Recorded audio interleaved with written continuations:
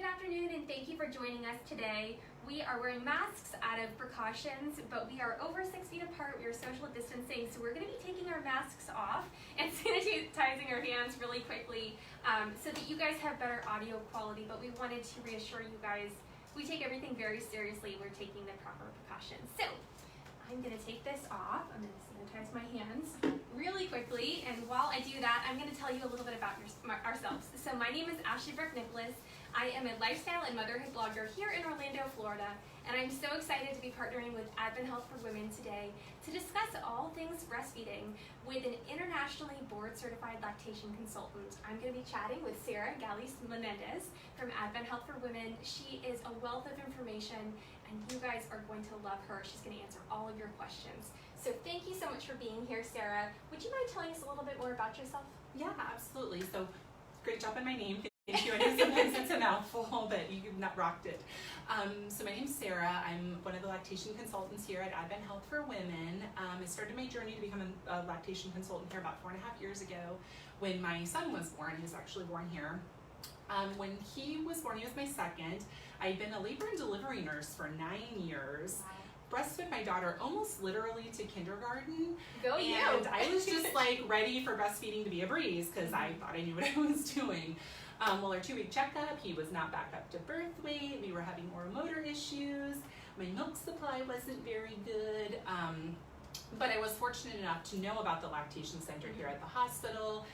Ended up making some really great friendships, getting back on track, and then deciding that I wanted to be able to offer the same help and support that I had been lucky enough to receive. So I've been doing this I've been 2.5 years ago is when I passed my exam to become my BCLC. So what an amazing journey. I mean, it really sounds like it was meant to be. I think it was meant to be. Yeah, you know, that's amazing. And I'm so sorry you had those struggles, but I know that it makes you even because you can relate to women who have sometimes it's easy, sometimes it's not, but always worth it. Oh, I'm sure. So I am so grateful that the women of Central Florida have access to an expert such as yourself. You know, I'm a mom of 2 girls. I breastfed both of them, and I am so grateful for the help that I received from lactation consultants and nurses along the way. I genuinely could not have done it, you know, without the support of women like you. So thank you for your service. And I want to remind you guys at home that today's discussion is an open forum. So any advice given should not replace medical advice, but we are here to answer your questions. So if you have a question, feel free to leave it in the comment section below. We have one that we received in advance, but we will be happy to answer all of your questions live. So Sarah, we are going to get started with, I think, one of the most common breastfeeding questions. So one of the problems I hear that I had myself, and I know a lot of my friends have, is latching. And, you know, both the mom can have issues and the baby can have issues latching. What would be your best tips for, you know, troubleshooting that process and getting it right? So the vast majority of issues with latching are really just comes down to technique and positioning. I recommend actually practicing with yourself and a baby doll even before you've had the baby, if you can do that. Baby doll, stuffed animal, whatever. Because there are a couple of common positions that kind of put you in the driver's seat, like I like to say, for breastfeeding a newborn. But it's kind of a good idea to practice and to figure out which one feels most comfortable to you beforehand. I have a little baby doll if you'd like me to show. That would be amazing. We actually had a reader question who wanted to know about the best positioning for breastfeeding. Oh, okay. So if you wouldn't mind going through a little bit of the basics. Sure, yeah, I can just kind of give you the 101 on latching. And honestly, just kind of proper positioning, proper technique are probably the biggest keys to getting a good latch. Okay. So first of all, mama wants to be in a good, comfortable position, whether it's in bed, in a chair. Lots of pillows around, don't have any here, but we'll kind of pretend, but support's good. When you have your baby, you always want to bring your baby up to your breast. Try to avoid bringing your breast down to your baby. Favorite kind of classic breastfeeding a newborn position is the cross cradle hold. Now we are all familiar with the cradle hold where baby's head just kind of rests in the crook of your arm. Doesn't give you very much control over baby or baby's head. So cross cradle, you're crossing your arms from the cradle. Gonna wrap the opposite arm around, scoot baby close to you, hold baby neck and shoulders at the breast level. Other hand's gonna come back to the breast, make your breast sandwich, which we might talk about in a little bit, a breast sandwich for the baby, kind of squish in as much tissue together as you can for baby, and then you're gonna kind of tickle baby's lips with the nipple, baby opens up, you roll the breast into baby's mouth. that most of the time will give you a really good deep latch, which is what you want. Some moms, really big baby, shorter arms, cross cradle might be a little bit difficult. Football hold is the other really good one. Again, lots of pillows, but this time baby comes under your arm like you're getting ready to run down the, I don't know football very well, so run down the 50-yard line or whatever, however that goes. But again, you're bringing baby up to the breast, you're scooping around, holding baby close to you, not holding baby by the head. Nobody likes to have their head grabbed and pushed. We always push back. It's more neck and shoulders, so neck and shoulders. And again, you're tickling baby's lip with your little breast sandwich. Baby opens up, you roll baby on.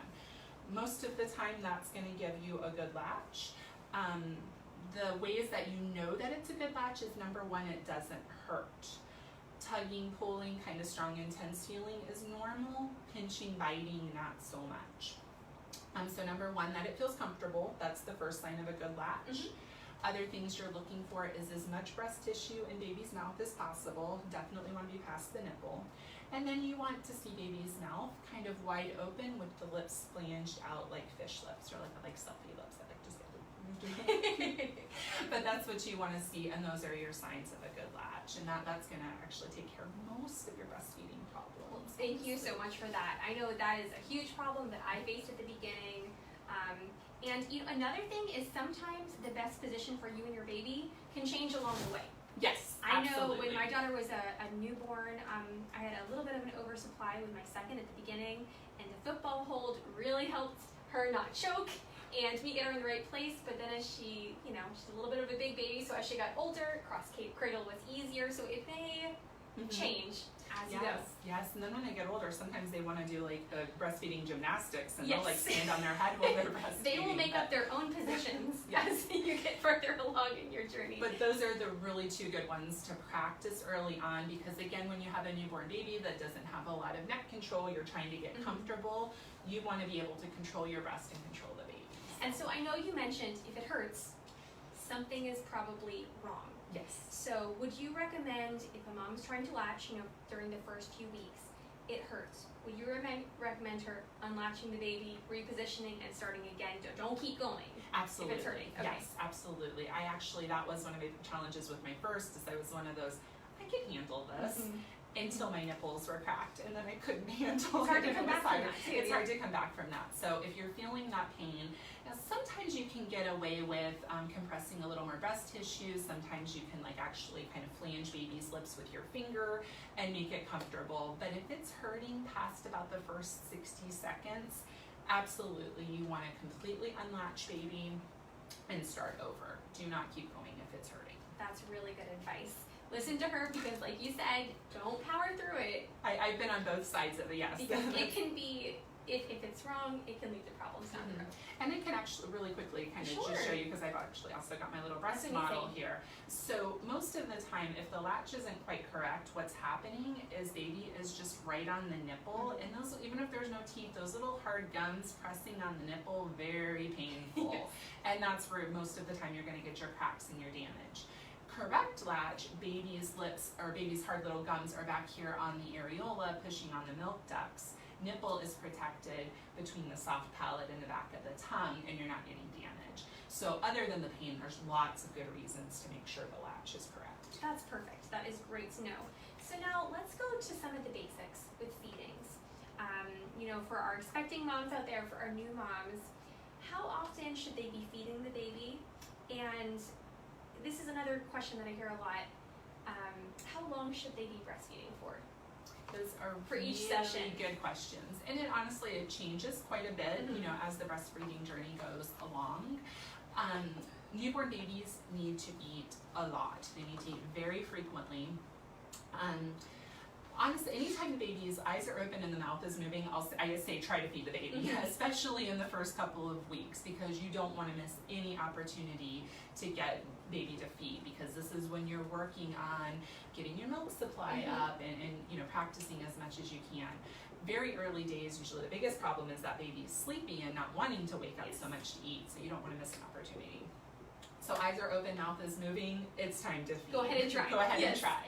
At a minimum, newborn babies need to eat for at least about 15 minutes every 3 hours.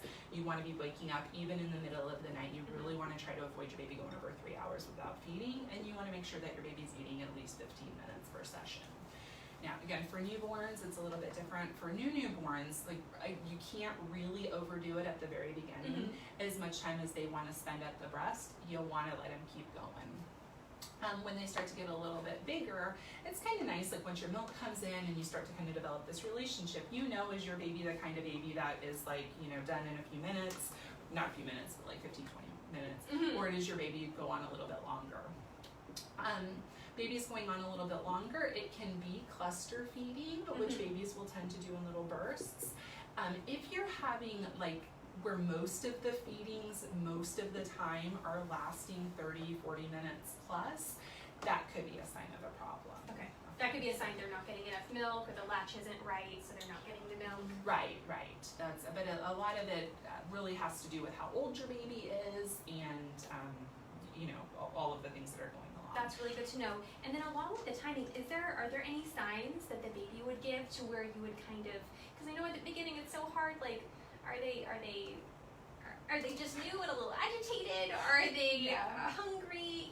How is there a sign that moms could know, okay, they're satiated in this moment?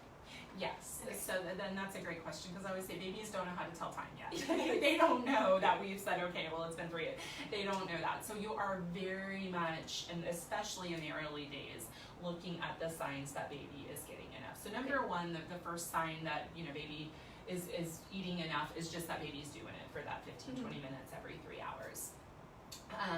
The other sign that we're looking for at the beginning that baby's getting enough is how much is baby peeing and pooing. Okay. Now, especially if you deliver here, we give you a book that has a log that tells you day by day at the beginning how much your baby should be putting out. So that's one really important thing in the early days, is to watch that output, make sure baby's peeing and pooing enough.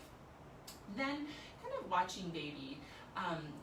Babies that are satisfied, you can see it in their body language. They start their feeding hungry and tense like this, and then as the feeding goes on, they relax and their little hands open up, and you can just really tell that they're satiated and relaxed. So, that's what we tell moms to watch for at the beginning, to know that their baby's getting. That is all great advice. So monitor your baby, see how they're acting before and after the feeding, watch the diapers, and that's a great thing to ask the nurses and lactation consultants while you're at the hospital. Yes. How should I aim, for the first few weeks? What is the diaper count they need for each day? So we have a question from a reader at home. Speaking of help from the lactation consultants at the hospital, I know I certainly didn't know how to pump when I had a baby. I thought it would be intuitive. It is not. If she had asked, she said, I'm bringing my pump to the hospital. Are the lactation consultants able to teach them how to pump at the hospital? So for most pumps, most of the common pumps on the market, we are very comfortable with showing you kind of how to put it together and kind of the basics of it. It's amazing me day by day how many more pumps there are on the market, so I can't guarantee that we will know every single one. But I actually did bring this. The Medela pump and style is probably one of the most common pumps that you'll see on the market. If you bring your pump in, we can definitely show you, but I can just show you really quickly kind of some of the basics. I think the pump is probably what causes most moms the most anxiety. There's so many parts and cords and Fortunately, they really are, when you actually get your hands on them and start putting them together, they're not that intimidating. They usually have the kind of basic parts, the bottles. There's usually a valve and a little membrane. They can be in different shapes based on the kind of pump that you have. The flange, this part, if you do bring your pump, or if you want to ask your lactation consultant, we can help you decide, because there are different size nipples and different size flanges. So we might be able to kind of guide you, what would you need a bigger size than what came with your pump, that kind of a thing. But they usually all have kind of the same sorts of parts, and we're happy to go over them with you. I will tell you from my experience, for most moms, if they're having trouble with their pump, it's usually one of two things going on. Okay. It's either this little white piece of plastic on the Medela or the little duckbill on the Spectra, so much more important than you could imagine they would be. This little guy just not even being flat against your valve will make you lose your suction, on the spectra. If it's not, if your little duckbill is like gapped at all, you will lose your suction. So that's usually one of the big places to start. The other thing is if you have the capacity to double pump, like with the Medela, if you are only single pumping, you have to cover your other valve or you won't have suction. So say if you're having trouble with a pump, those are usually the big issues that mamas seem to have, is either that valve or they're not covering their other little suction guide here. I will say, you know, we're happy to show you how to use it. If baby is doing a good job though, we don't routinely recommend pumping in the first 2 weeks. Because we don't want you, number one, we want you to focus on getting comfortable with breastfeeding and getting in sync with your baby, letting your body kind of sync up with your baby. And the pump can kind of throw a wrench into that sometimes.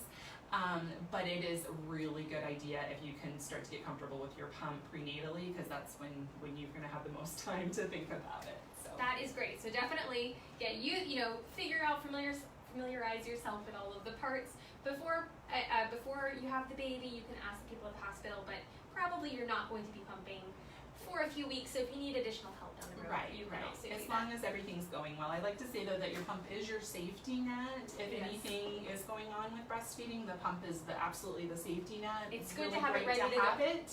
Yes, good to have it ready to go, but hopefully you won't need it for the first 2 weeks. And now, speaking of that, one of the questions we got from our readers at home was, how does a mom know if her milk supply is low? Because at the beginning, like you said, they can be cluster feeding.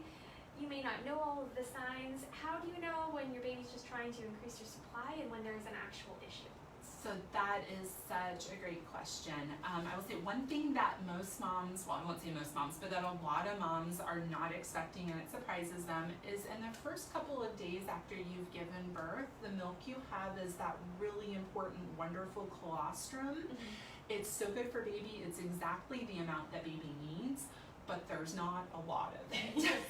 It's not like it's going to be a few days out. So I have so many moms come in so anxious, I don't have any milk yet, how am I going to feed my baby? First couple of days, your colostrum is exactly what your baby needs.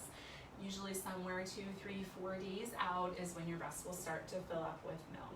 The number one way that you know that you have enough milk is that your breast feels full-ish at the beginning, your baby nurses, your breast feels softish. When it's time for baby to eat again, you're feeling full-ish again. As time goes on, it can get a little bit trickier. Again, you're looking for things like the output, the baby acting satiated at least sometimes of parts of the day. One big thing is going to be your weight checks with your pediatrician. So they're going to weigh baby at all of the visits, and as long as the growth is appropriate, that's a really good sign that your milk supply is enough. It's not, a lot of moms worry that they're not going to have enough milk. Really, there are very few situations, there are some, but there are very few situations where you're just not going to make enough milk. The biggest thing is supply and demand. The more supply, the more you demand milk of your body, the more you're going to make. So, just be confident, feed your baby as long as they're peeing and pooing and gaining weight and acting satiated at least some of the time. No, that is so helpful. So keep latching, let the baby eat whatever they want to eat, wash their diapers, keep trying and check in with your pediatricians just to make sure there isn't an issue. But just keep going, and like you said, as long as their temperament is good, if they have enough diapers, the doctor says they're gaining enough weight, you're probably okay. Yes, you're in good shape. And then along that, we have another question from a viewer at home. They wanted to know, are there any foods that play a role in milk supply? Is there anything you can eat? Are there supplements that you can take that are going to boost your supply or decrease your supply? Is there anything you should stay away from?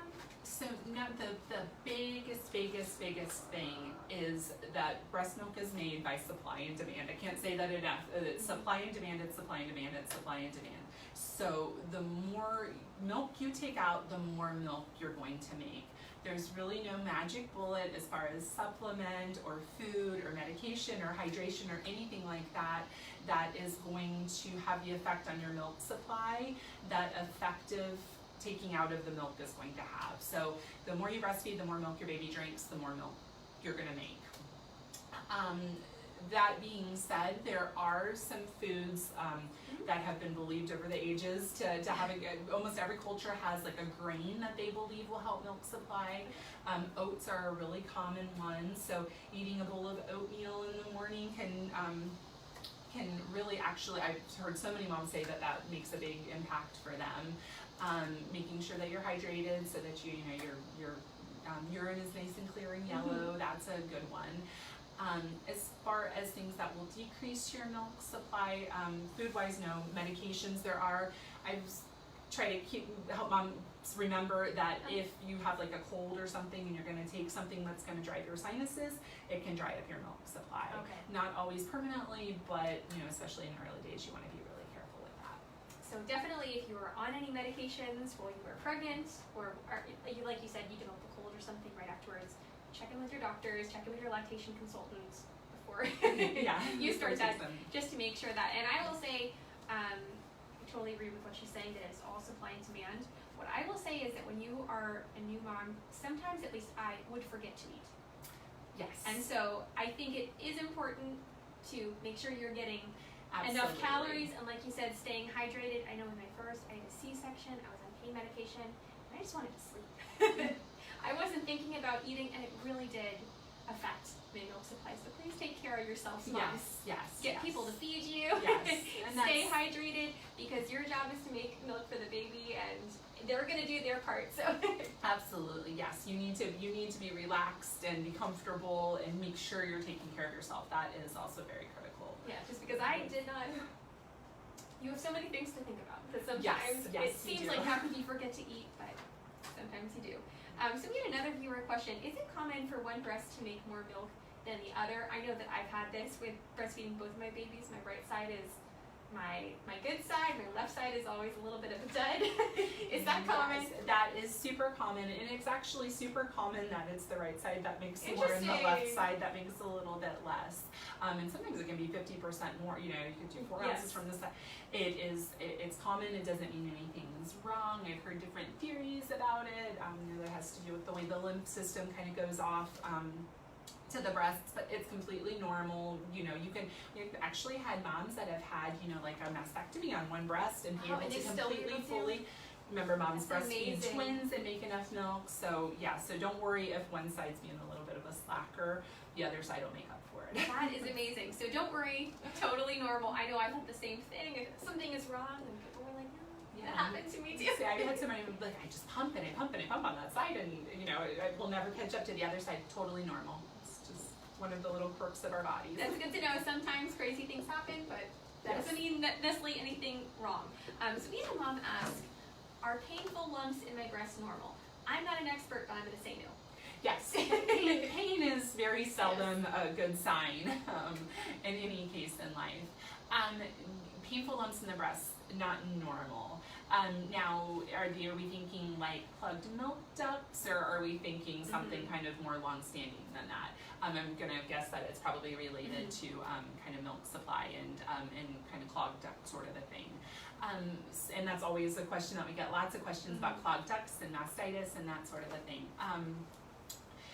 Early days, like when your milk first comes in, those first few days after you've given birth, especially if it's your first baby, sometimes your body is just like, whoa, here it is. I'm not sure how much you want me to make, but here, and Here's way more than you need. you get to look like you had breast augmentation on top of it, So when that milk first comes in, sometimes those milk ducts will kind of dilate, and your breasts can be like, they feel kind of heavy and sore, and you might have kind of some lumps where your baby's just not drinking as much milk as you're making. If it's in the first 2 weeks and you feel like, baby's nursing well, and you definitely feel softness after the nursing session, and it doesn't seem like anything too intense, it's probably fine, and will just kind of naturally self-regulate in the first couple of weeks. Those painful lumps that kind of come after maybe your baby slept for a long time, or if you're supplementing, or if it goes along with cracked nipples, that's a sign that milk's just not coming out the way that your body wants it to, and that would be like a plugged duct. Usually the best thing to do for that is just be if it's cracked nipples kind of thing, you want to see a lactation consultant to work on latch and making sure the milk is coming out. If it was a long feed, or if you were pumping and you went a long time between, you want to kind of massage, a little bit of warmth, a little bit of vibration from like an electric toothbrush on that spot will help relieve that plugged duct. Really important to not let it linger for too long and to try not to let it happen too often, because that's the kind of thing that could progress to mastitis. Is there anything that new moms could do to, I know like you said, sometimes at the beginning it just happens, you produce a little bit too much, your body has to regulate. Is there anything that you can do to sort of proactively prevent mastitis? Is it just keeping on top of those lumps, making sure they don't progress? The biggest thing is just trying to be as consistent as possible with the feedings as you can be, like kind of, especially in those early days, kind of watching the clock, making sure that baby is feeding again at least that every 2 to 3 hours at the max. That's kind of the biggest thing that you can do is just the consistency. That's the number one thing. If you have more of like a long-term problem with getting recurrent plugged ducts, again, kind of watch what is your routine. Sometimes cutting some saturated fat out of your diet can help if you get recurrent plugged ducts.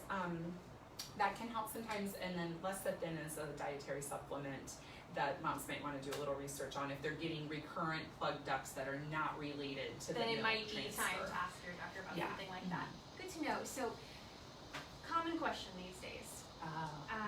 I've heard this from so many friends who are pregnant, who aren't sick, but we never know what's going on in this world. If a mom is sick, or topic of today, if they have COVID, can they breastfeed? That is such a good question, especially given the date where we're at right now. Yes. In general, the biggest thing, mom or baby is sick, breastfeed, breastfeed, breastfeed. Mom coming down with COVID right after having a baby, or like right in the peripartum situation, can be a little bit different, but the vast majority of time, if mom gets sick, she's already been with her baby for a considerable period of time before she's shown any symptoms. You've already exposed your baby. Breastfeeding is the best way to continue to give baby the antibodies to help protect baby. Now, of course, if you have something like the flu or COVID, you want to be super cautious about like minimizing further exposure to baby. So washing your hands, kind of some of that same social distancing, wearing a mask while you're feeding, for sure. Those are the biggies. Now, right at the peripartum period, when you have like this brand new newborn, we are absolutely, not automatically separating moms from babies. It's a very individualized, what is your choice? As far as this goes, we absolutely recommend that moms, if they don't feel comfortable actually breastfeeding their baby, that they pump to be able to give their baby that breast milk. But yeah, through illness, you want to keep, your body is making antibodies to help protect your baby if you are the one that is sick. And it's even really amazing if it's the baby that is sick. There's this really cool phenomenon that goes on between the baby's saliva and the mom's breast, where when the baby nurses, a little tiny bit of that saliva actually goes into mom's breast and alerts mom's body what baby has been exposed to, and mom will, sound the alarm, and even if mom isn't the one that is sick, she will put those antibodies in and protect her That baby. is amazing. So our body can do miraculous things. And I've seen, as I've breastfed my 2 girls, sometimes I won't even know my daughters are coming down with something, and I'll pump, and all of a sudden my milk is a different color. Yes. And it turns that bright yellow, like the colostrum. And I remember the first time it happened, I thought, what did I eat? What did I do? And then I looked it up, and it's like, oh, this is a sign that, your body's producing more antibodies. This is good. Feed the baby. And so it is amazing what your body It really is amazing. So I'm going to ask one follow-up question about that. So, so for most cases, it sounds like for everyday common illnesses, keep breastfeeding. Your baby has probably already been exposed. You'll produce the antibodies. If you said it's one of the cases where you and your doctor don't feel comfortable with the baby being closed for whatever reason, like you said, you could still pump. Yes. And to where you could breastfeed down the line. Yes. And in the meantime, if you wanted to have your baby have breast milk, are there breast milk donations available, or there are breast milk banks, things like that? So that that is another great question. We are really proud to have partnered with the Mother's Milk Bank of Florida, which is here in Orlando, and we have our donor breast milk is such a scarce Yes. resource that we have very specific guidelines for the babies that are able to receive that, and usually it's the smallest of the small and the Yes, sickest I'm of the sure. sickest of our NICU. So I wish every baby had was able to receive breast milk, wherever it came from. But so in that case, we don't have, it's not just generally available for the general public, the donor breast milk. It'd be only if the baby had some other Totally complications, understand that. So I think the good news is that you, even if the rare circumstances where you can't do direct to breast, you could pump and you can do it in the near future. Yes. So you don't have to give up. And then if there are moms out there who maybe have an oversupply, maybe their baby is weaned and they're still lactating, are there ways that moms can donate their milk? Yes. And I know we've had, recently Mother's Milk Bank has had some drives trying to kind of up the donations. So it's Mother's Milk Bank of Florida. I don't know the phone number. We can off the top put the of link head, in the comment section That below. would be wonderful. Yes. And it's a pretty rigorous process. We want to make sure that moms are healthy and not on chronic medications, that sort of a thing.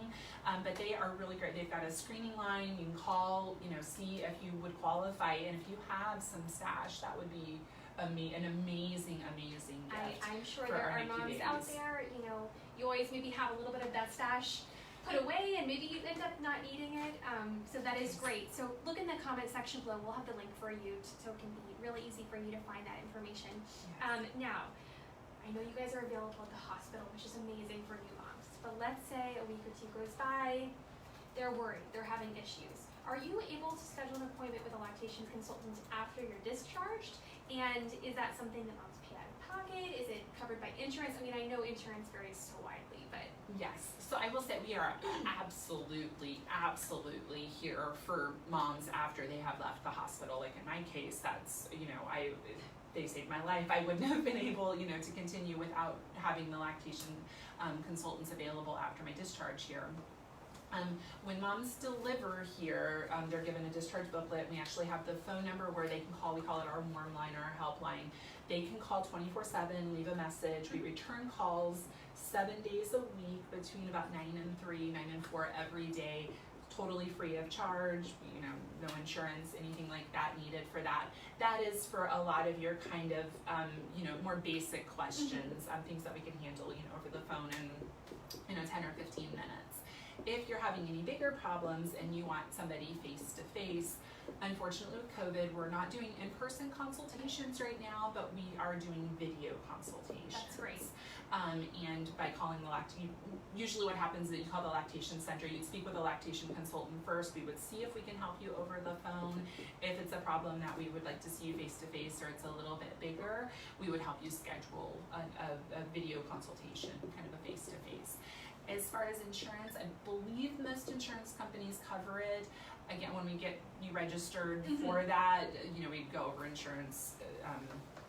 We're not the ones that go over insurance at all, but I believe most insurances should cover it. And I would check, if you don't just see it on your normal insurance breakdown, because I know when I was pregnant with my second baby, nothing was shown that was covered, but when I called, a lot of things were covered. So call, double check, maybe even do it while you're pregnant, just so you can proactively do that. And you can check out Advent Health for Women's social media channels. This week is World Breastfeeding Week, so throughout the week we're going to be sharing all sorts of tips, support, information, and resources like she's talking about, the hotline, these websites for information where you can schedule a virtual lactation consultation.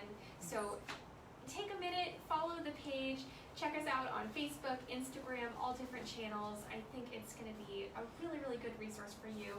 Thank you so much, Sarah, for taking the time to be here with us today. Thank you. I appreciate it so much. You shared so much great information, and thank you all for joining us. Like I said, if you have any more questions, feel free to follow us along on social media. We're going to be sharing so much good information this week. Thanks so much, guys.